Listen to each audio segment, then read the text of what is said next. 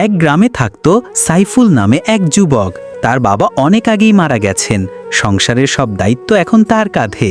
গ্রামের ছোট্ট ঘর, সীমিত খাবার, পরনের কাপড়ের অভাব, সবই তার দৈনন্দিন জীবন। সাইফুল প্রতিদিন ভোরে উঠে ক্ষেত খামারে কাজ করত। গরুর দুধ সংগ্রহ করা, মাঠের ফসল করা, কখনো কখনো গ্রামের বাড়ি বাড়ি সাহায্য করা, সবই তার দায়িত্ব।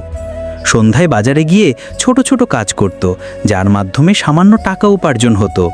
অনেক রাত দেরি পর্যন্ত কাজ শেষে সে বাসায় ফিরত। কিছুদিন বাদেই মায়ের ওষুধ কেনার মতো টাকাও থাকে না, কখনো না খেয়ে ঘুমাতে হতো। গ্রামের মানুষ হাসাহাসি করত, বলতো, দেখো সাইফুল, সারা জীবন গরিবই থাকবে, এত কষ্ট করে কি হবে? কিন্তু সাইফুল কখনো হতাশ হতো না। রাতে সে নামাজ পড়ত, সিজদায় পড়ে আল্লাহর কাছে দোয়া করত। একদিন শহর থেকে এক দয়ালু ব্যবসায়ী গ্রামে এলেন। তিনি সাইফুলকে কাজে রাখলেন। সাইফুল সততার পরিশ্রম দিয়ে কাজ করত। সে কখনো কাজের শর্ত ভাঙত না, কখনো অসততা দেখাতো না। ধীরে ধীরে ব্যবসায়ী তার প্রতি এতটা খুশি হলেন যে নিজের দোকানের দায়িত্ব তাকে তুলে দিলেন।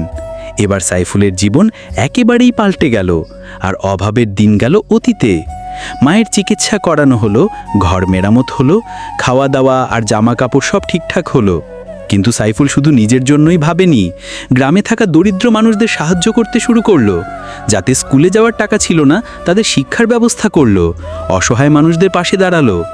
গ্রামের মানুষও অবাক হয়ে বলল, দেখো, যে সাইফুলকে আমরা নিয়ে হাসাহাসি করতাম, আজ সে সবার ভরসা। আল্লাহ সত্যি কষ্টের পর সুখ দেন। সাইফুল জানতো সবকিছু আল্লাহর দয়া ও রহমতের ফলে হয়েছে, আর এই কারণে সে জীবনকে